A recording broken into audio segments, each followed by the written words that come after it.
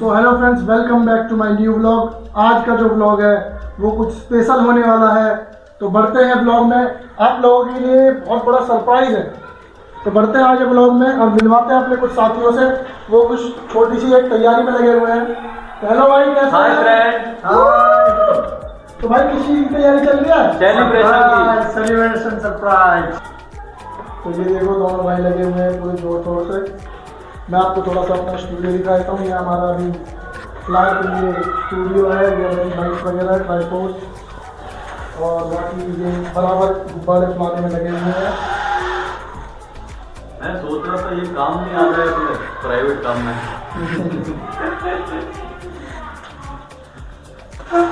मतलब जोर लगाना पड़ रहा है ना,